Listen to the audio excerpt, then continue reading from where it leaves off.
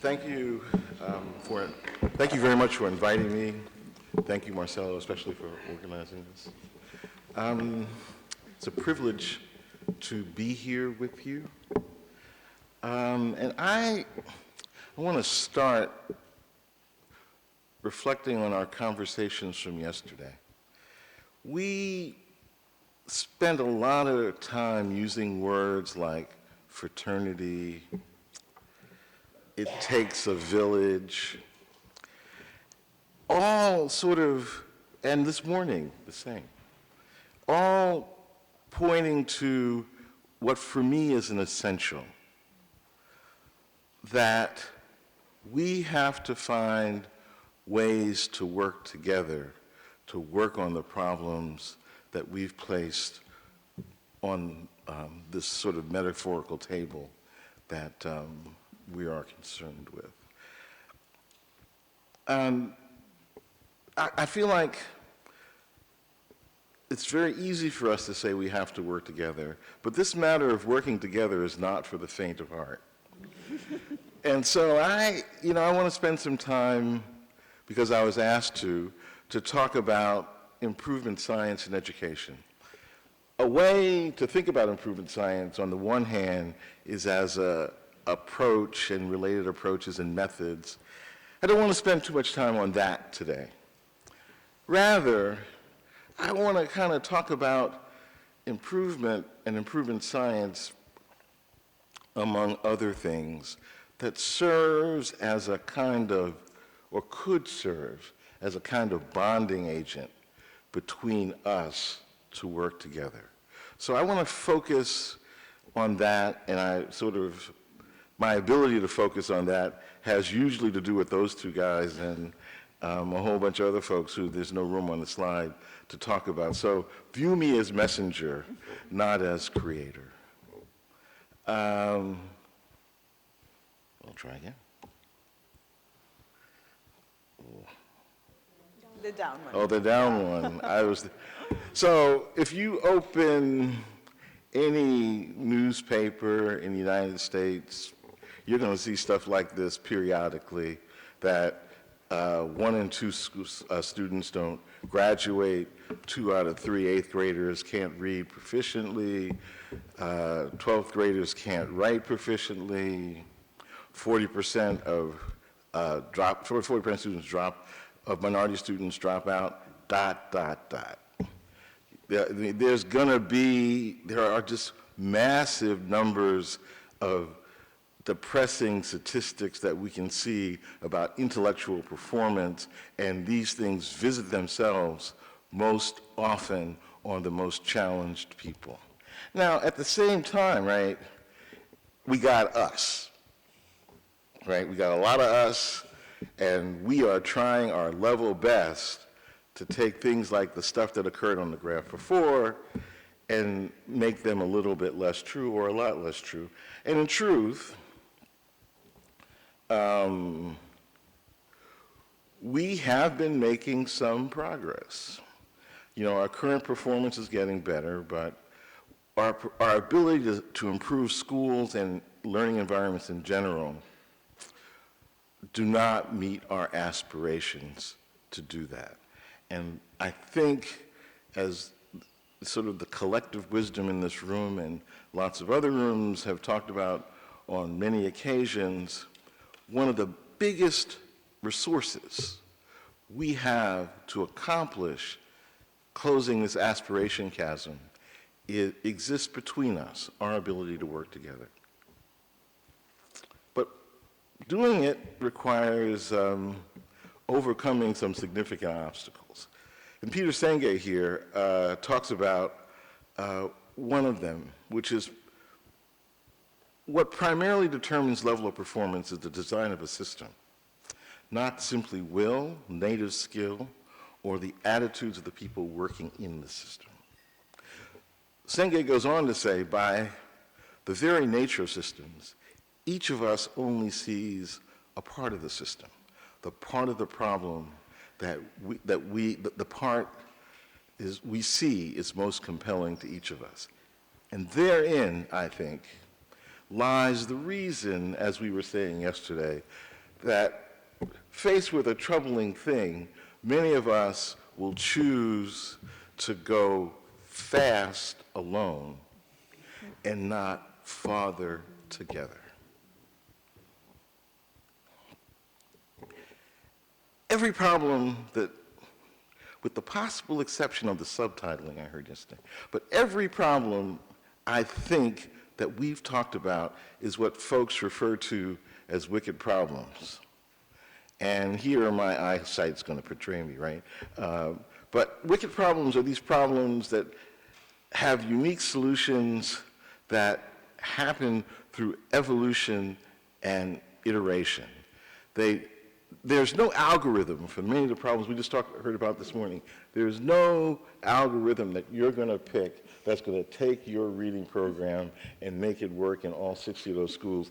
And of course, there's no algorithm you're going to pick that's going to take your program, as I'm sure somebody will want to do, and take that thing and move it to Los Angeles. No algorithm will get you, but we'll figure out how to do that right. But there's no algorithm you're going to say, there's no sort of chapter and verse you're going to say, this is how you do that thing.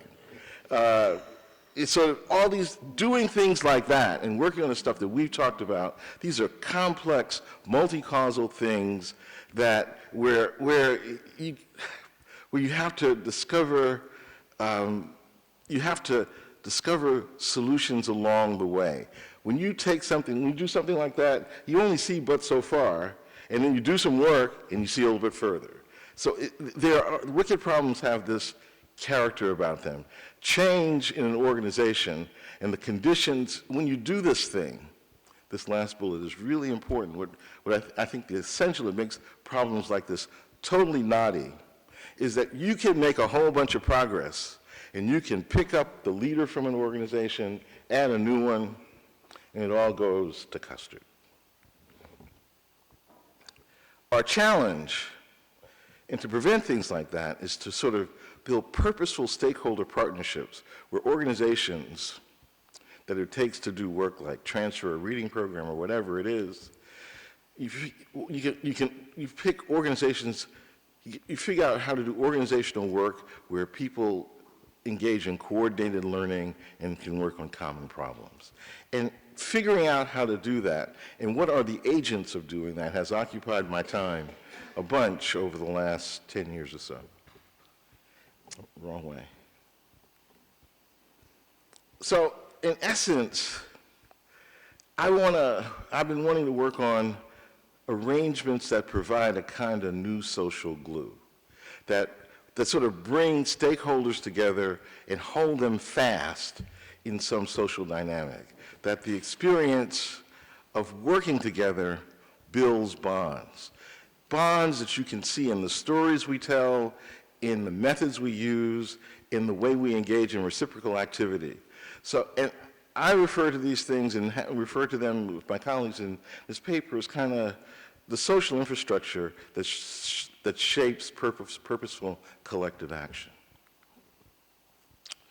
One version of such a social infrastructure is work that we've been doing, along like my colleagues here and others, that we've labeled educational improvement science, that has a bunch of pieces. And that book is largely organized around what we think of as 6 principles of this kind of action.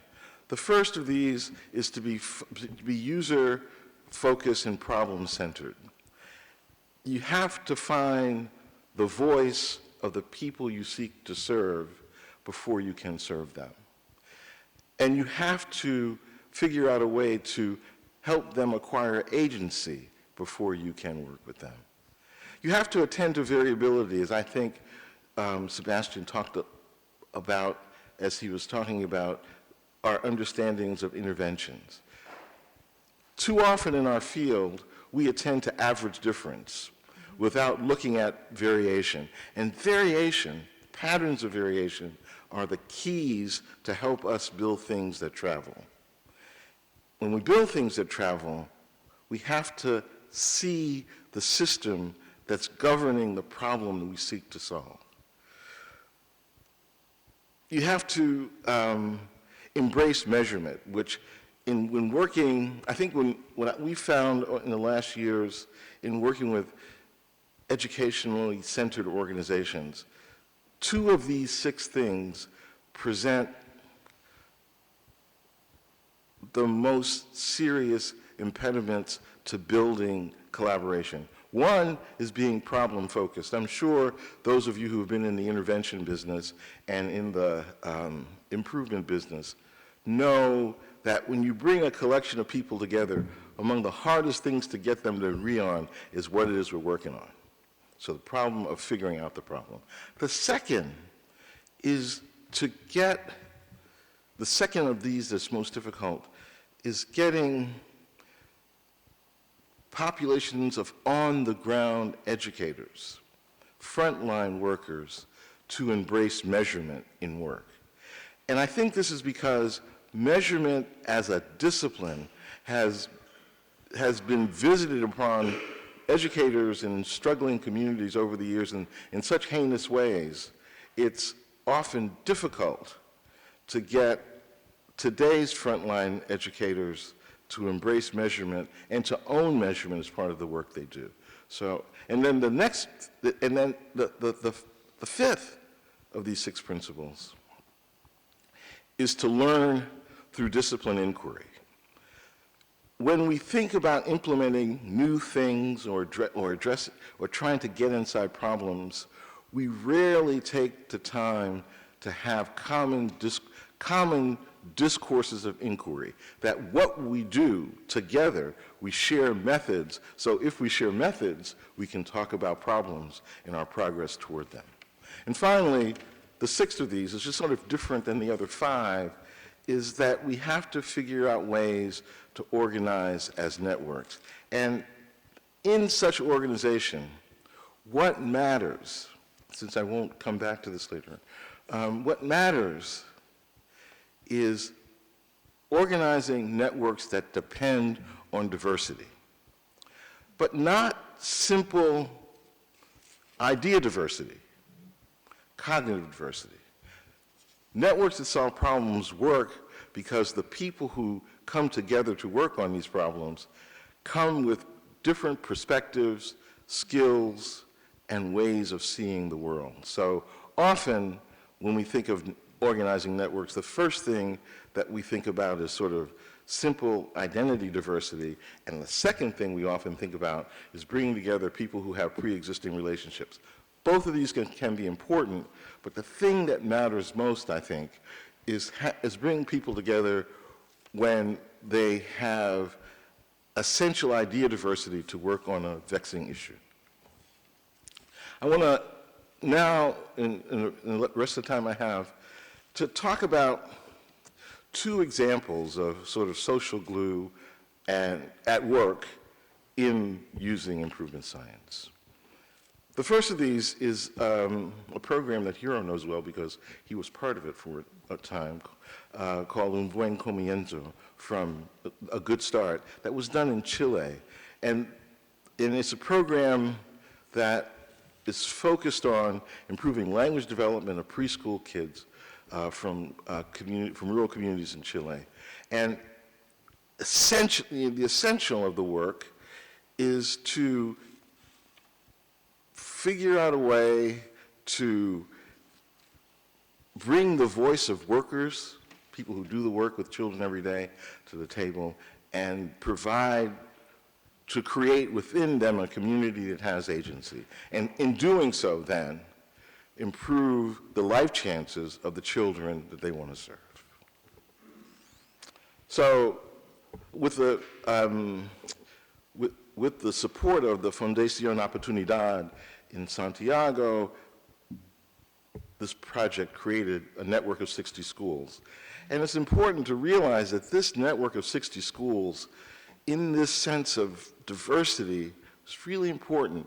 The network had in it teachers from these schools, leaders from these schools, representatives of the district authority there. It had improvement experts. It had scientific experts, people who knew about the sciences of reading. And finally, I said it had improvement experts. So the goal was to create a diverse network of actors to improve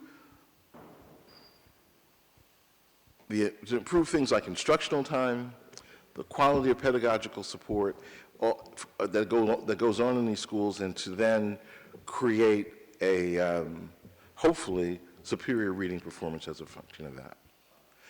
What did they do? How did it work for them? Their goal was they gathered experiences of the people on the ground. They framed the opportunities they had given those experiences. They generated change ideas. They tested those ideas. They developed metrics that matter, and then they engaged in improvement cycles. When you look at some of the results they got, instructional time for 18 of the 22 teachers improved, and many of these teachers, I'm sorry, I can't read from here. Instructional time improved for most teachers. 18 to 22 of them met the aim they set for themselves. And when you looked at reading performance, both for pre-K kids and kids in kindergarten, you had dramatic improvement effects over the time of the work. And if you talk to the people who were involved in the work, they would report to you that it was the idea that their voices were heard and that they were given agency in the process that contributed largely to these results. Example 2 doesn't come from Chile, but comes from Chicago. But in the context of the example is a program of work that we started some years ago called iLead. And the essence of iLead is to work with universities and local school districts on problems that are important in those places, in those areas. So that's the essence of this program of work that we've created called iLead.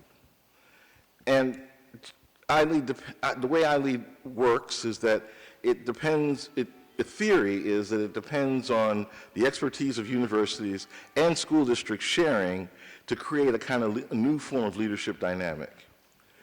Now, this is not a new idea. And so if you look at the history of partnership initiatives in the United States from 1950, my colleague David Emig assembled this. These are all initiatives that depended on some version of partnership among universities and local school districts to get done. And if you go look on the web for many of these things, you will not find many of them active today because it's very hard to do. iLead involves 12 partnerships that have volunteered and applied to be a part of it. These are they. They are quite diverse. Some of them involve, research universities. Some involve smaller colleges. Inside there's one charter network where the charter network runs its own graduate school, so quite diverse as a place.